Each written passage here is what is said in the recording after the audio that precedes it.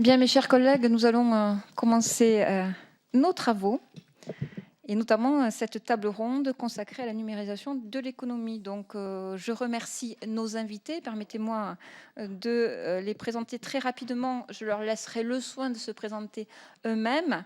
Madame Christine Balaguet, ici présente, donc, qui est titulaire de la chaire Réseaux sociaux et objets connectés à l'Institut Mines Télécom, vice-présidente du groupe de travail du Conseil national numérique, ayant remis le rapport Travail, emploi numérique, les nouvelles trajectoires. Nous avons également Madame Anne Perrault, économiste, co-auteur de la note du Conseil d'analyse économique, économie numérique. Monsieur Nicolas Collin, cofondateur de l'entreprise The Family, co-auteur de l'ouvrage L'âge de la multitude.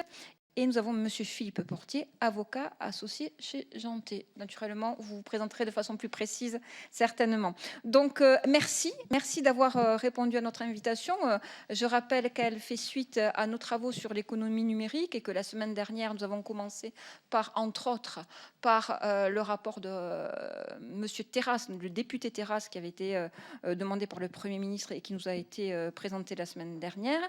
Nous avons également au cœur de la commission des affaires économiques des parlementaires fort investis sur le sujet. Elles suivent nos travaux très près. Elles sont sur une mission actuellement sur les objets connectés après en avoir fait un certain nombre d'autres. Je pense naturellement à Laure de la Rodière et à Corinne Herel, qui ici ne manqueront pas de vous interroger sur ces sujets.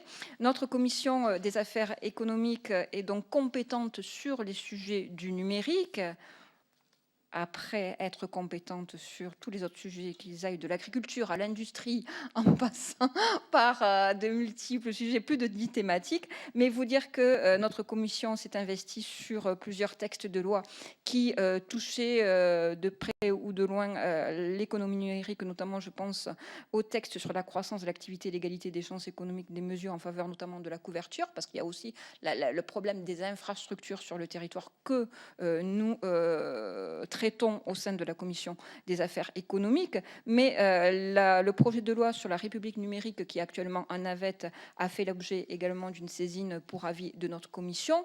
Nous avons ces sujets-là sont également en lien avec l'économie sociale et solidaire, puisque nous avons eu un texte de loi en compétence pleine sur cette commission et aujourd'hui une mission d'information sur l'application de la loi. Donc ces différents sujets, économie collaborative, ubérisation de l'économie, économie numérique, numérisation de l'économie, ce sont des termes qui parfois font l'objet de définitions diverses. Peut-être vous serez là pour nous éclairer également, pour savoir exactement de quoi on parle et quel concept peut-on mettre derrière ces mots-là.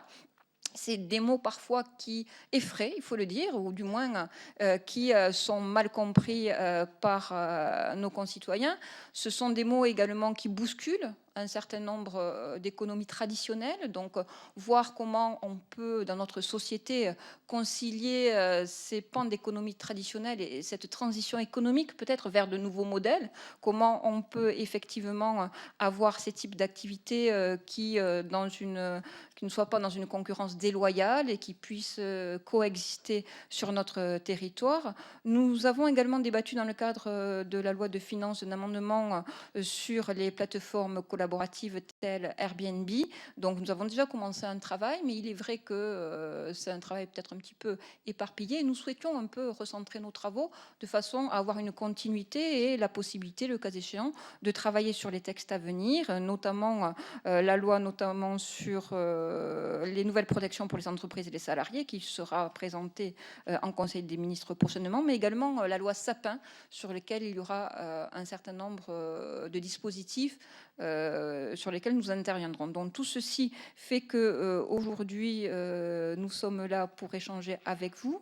Je vais vous laisser la parole une dizaine de minutes à chacun et ensuite les parlementaires pourront intervenir et à l'issue vous aurez à nouveau la parole pour le temps que vous souhaitez pour vous exprimer. Vous dire qu'également nous aurons la semaine prochaine une autre table ronde et qui sera en particulier orientée sur les métiers de l'artisanat, des bâtiments avec la CAPEB, les chambres de métiers, la Fédération française du bâtiment, l'entreprise Frisbis, et de façon à voir effectivement entre ces différentes professions, métiers, activités, comment on concrétise ce dont on va parler aujourd'hui et comment nous, Commission des affaires économiques, nous saisirons de ces sujets afin de continuer ce travail, afin d'éclairer les parlementaires, mais d'éclairer également nos concitoyens sur ces thématiques qui aujourd'hui font beaucoup parler d'elles, mais sans au fond savoir exactement les uns et les autres ce que l'on met derrière les mots utilisés. Mais sans plus attendre, je vais laisser la parole à Madame Christine Balaguet afin de nous faire le point sur ces thématiques, de se présenter peut-être, nous faire le point. Merci.